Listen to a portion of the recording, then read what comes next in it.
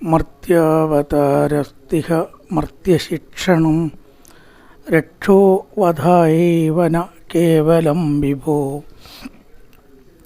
കുതോന്യഥാ സ്യാത് രമതസ്വ ആത്മനഃ സീതാകൃതാനി വ്യസനാനീശ്വരസ്യ. നമസ്കാരം. Sanatana Dharma സംഹിതകൾ പങ്കുവയ്ക്കാനുള്ള ചാനലായ Nadasree bell button അമർത്തി subscribe ചെയ്യുന്നതോടൊപ്പം like button കൂടി അമർത്തി സഹകരിക്കണമെന്ന് വിനീതമായി അപേക്ഷിക്കുന്നു. പ്രിയരെ, പ്രഭാത കേളിയിലേക്ക് എല്ലാവർക്കും സ്വാഗതം. ചൊല്ലിയ ശ്ലോകം ശ്രീമദ് ഭാഗവതം പഞ്ചമസ്കന്ധത്തിലെ 19-ാമത്തെ അധ്യായത്തിലെ 5-ാമത്തെ ശ്ലോകമാണ്. ഭൂഗോള വർണ്ണന എന്ന വിഷയത്തെ കൈകാര്യം ചെയ്യുമ്പോൾ അതിൽ ഭാരതത്തെ 9 ഖണ്ഡങ്ങളാക്കി ഭാഗിച്ച് ഓരോരോ ഖണ്ഡത്തിൽ ആരൊക്കെ വസിക്കുന്നു, അവർ എങ്ങനെ ഭഗവാനെ ഭജിക്കുന്നു, മത്സ്യമായിട്ടും കൂർമ്മമായിട്ടും നരസിംഹമായിട്ടും ശ്രീരാമനായിട്ടും പലതരത്തിൽ അതിനെ വർണ്ണിക്കുകയാണ്. അതിൽ കിംപുരുഷം എന്ന് പറഞ്ഞ സ്ഥാനത്ത് ഹനുമാൻ ശ്രീരാമനായിട്ടാണ് ഭഗവാനെ ഭജിക്കുന്നത്. അതിലത്തെ ഒരു തത്വം ഇവിടെ പറഞ്ഞിരിക്കുകയാണ്. മർത്യാവതാരസ്തിക മർത്യശിക്ഷണം രക്ഷോപാധായൈവ ന കേവലം വിഭോ. ശരിക്കും ശ്രീരാമാവതാരത്തിൻ്റെ ലക്ഷ്യം, സന്ദേശം എന്താണെന്നാണ് ഒരു ശ്ലോകത്തിൽ പറഞ്ഞിരിക്കുന്നത്. ഒരു രാക്ഷസനായിരിക്കുന്ന രാവണനെ വധിക്കൽ മാത്രമല്ല എന്നാണ് ഇവിടെ സൂചിപ്പിക്കുന്നത്.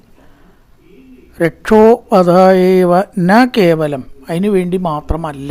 പിന്നെ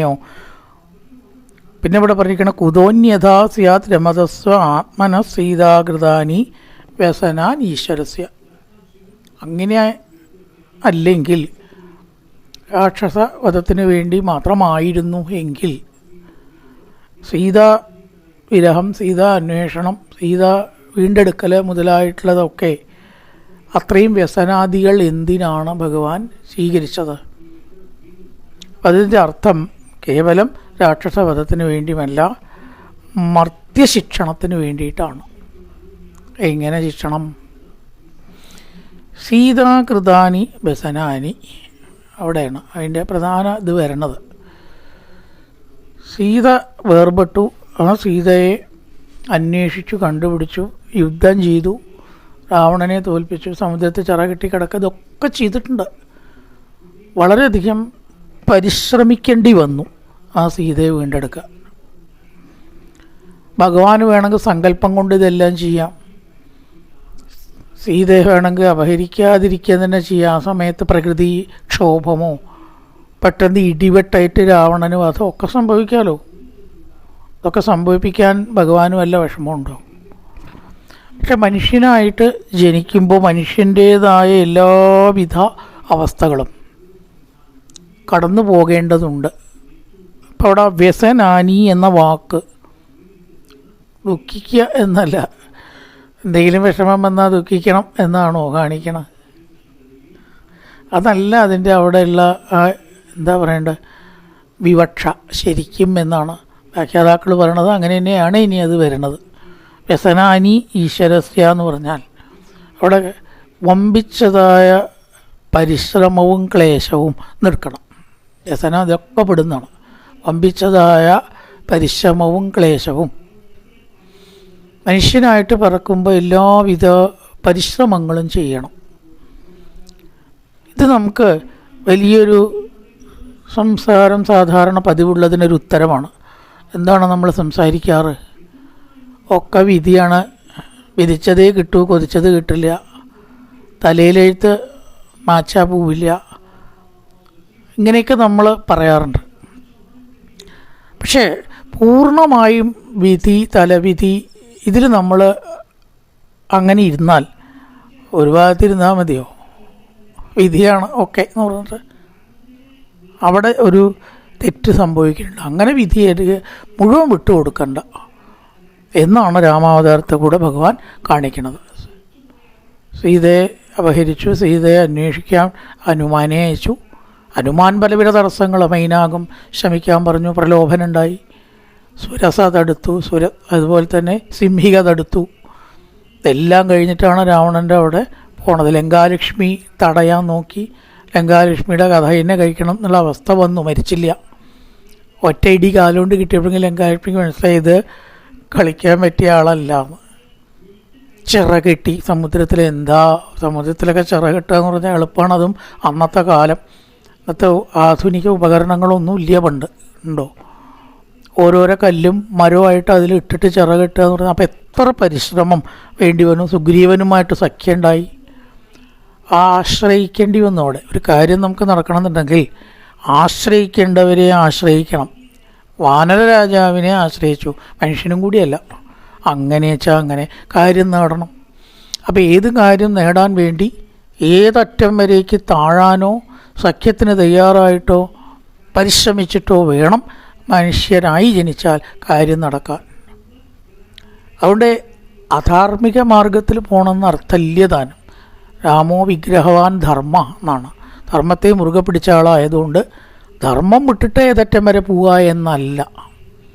ധർമ്മത്തിന് വിരോധമാവാത്ത വിധത്തിൽ ചില വിട്ടുവീഴ്ചകൾ, വിരോധമാവാത്ത വിധത്തിൽ അണ്ടർലൈനാണ് ചില വിട്ടുവീഴ്ചകൾ. തനിക്ക് ചിലരുടെ മുമ്പിൽ താഴൽ ഒക്കെ വേണ്ടിയിരും. ജീവിതമായാൽ ഞാൻ ആരുടെ മുമ്പിലും തലകുനിക്കില്ല, ഞാൻ ആരോടും താഴില്ല എന്നൊന്നും പറഞ്ഞാൽ ശരിയാവില്ല. താഴേണ്ടോടത്ത് താഴണം, അടവ് വേണ്ടോടത്ത് അടവ് വേണം. ധർമ്മം വിട്ടിട്ട് മാത്രം കളിക്കരുത്, അത്രയേ ഉള്ളൂ. അതിൻ്റെ പരിധിയിൽ നിന്നുകൊണ്ടുള്ള വിട്ടുവീഴ്ചകളും സഖ്യങ്ങളും പരിശ്രമങ്ങളും ഒക്കെ നിരാശ കൂടാതെ നടക്കണം. നമുക്ക് വിധിയാണ് നമ്മുടെ ജോലി എന്ന് പറഞ്ഞ് വീട്ടിൻ്റെ ഉള്ളിലിരുന്ന് ആരെങ്കിലും ജോലി കൊണ്ടുത്തരുമോ? അപ്ലിക്കേഷൻ അയക്കണം, ഇൻ്റർവ്യൂവിന് പോകണം, ചിലപ്പോൾ തോൽക്കും, വീണ്ടും പോകണം. അപ്ലിക്കേഷൻ അയക്കുക എന്നത് നമ്മുടെ പരിശ്രമമാണ്. കിട്ടുക എന്നുള്ളത് ദൈവാധീനമായിരിക്കാം. അപ്പം നമ്മുടെ പരിശ്രമത്തിന് സ്ഥാനമുണ്ട്. അതേ സമയത്ത് ദൈവാധീനത്തിനും ഭാഗ്യത്തിനും പൂർവ്വജന്മ കർമ്മത്തിനും വിധിക്കും സ്ഥാനമുണ്ട്. നമ്മുടെ പരിശ്രമം എല്ലാതും ഭജിക്കുകൊള്ളുന്നില്ല. അപ്ലൈ ചെയ്താൽ ജോലി കിട്ടുമെന്ന് ഉറപ്പില്ല. പക്ഷെ അപ്ലൈ ചെയ്യാതിരുന്നാൽ കിട്ടുമോ? കിട്ടില്ല എന്ന് ഉറപ്പാണ്, അല്ലേ? അപ്ലൈ ചെയ്താലേ ജോലി കിട്ടുമോ ഇല്ലയോ എന്ന് സംശയമുള്ളൂ. അപ്പോൾ അപ്ലൈ ചെയ്യുക, ഇൻ്റർവ്യൂവിന് അപ്ലൈ ചെയ്യുക, അത് നമ്മുടെ കടമയാണ്. ഇതാണ് താടൻ മറ്റേ താൻ പാതി ദൈവം പാതി എന്ന് പറയണത്. വളരെ അർത്ഥമുണ്ട് അതിന്, വളരെ അർത്ഥമുള്ളതാണ്. നമ്മൾ കേട്ടിട്ട് നമുക്കൊരു ഗൗരവമില്ലേ, താൻ പാതി ദൈവം പാതി, ആരാ പറയാത്തപ്പോൾ ഈ കാര്യം? അങ്ങനെയൊന്നും അല്ല. അത് താൻ പാതി ദൈവം പാതി എന്ന് പറയുന്ന ഒരു വേദവാക്യത്തിന് തുല്യമെന്നാണ് ഞാൻ പറയുക. നമ്മുടെ പരിശ്രമത്തിന് 50%, വിധിക്കും ദൈവാനുഗ്രഹത്തിനും ഭാഗ്യത്തിനും 50%. നമ്മൾ പരിശ്രമിക്കാതെ ഒരു കാര്യവും നമുക്ക് ലഭിക്കില്ല, ഉറപ്പാണ്.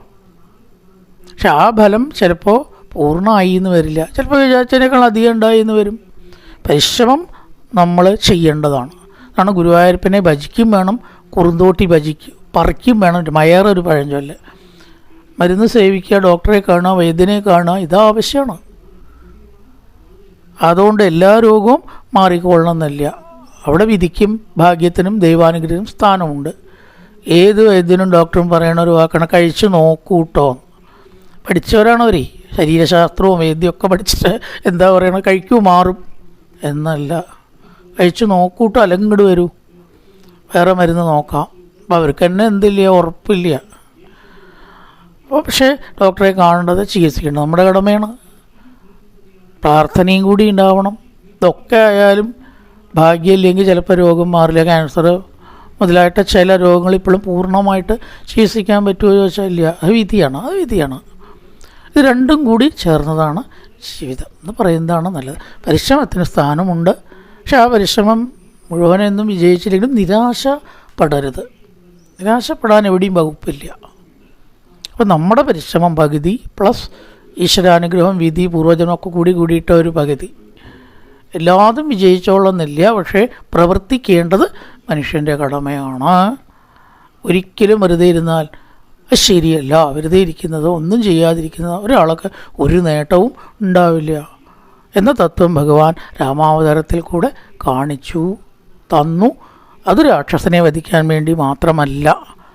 സീതാകൃതാനി വ്യസനാനി ഈശ്വരസ്യ മറ്റ് ആ വ്യസനങ്ങളും അതിൻ്റെ സംഭവങ്ങളും വിട്ടുവീഴ്ചകളും പരിശ്രമങ്ങളും എല്ലാം കാണിക്കുന്നത് മനുഷ്യപ്രയത്നത്തിന് നല്ല ഒരു പങ്കുണ്ട്. കൂടാതെ ദൈവാനുഗ്രഹത്തിനും പൂർവ്വജന്മത്തിനും ഭാഗ്യത്തിനും പങ്കുണ്ട്. രണ്ടും കൂടി ചേർന്നതാണ് ജീവിതം എന്നാണ് കാണിക്കുന്നത്. മർത്യാവതാരസ്തിക മർത്യശിക്ഷണം രക്ഷോവധായേവന കേവലം വിഭോ കുതോന്യഥാ സ്യാത് രമതസ്വാത്മന സീതാകൃതാനി പ്രശ്നാനീശ്വരസ്യ. നല്ലൊരു പ്രഭാതം എല്ലാവർക്കും ആശംസിച്ചുകൊണ്ട് നിർത്തുന്നു. നമസ്കാരം.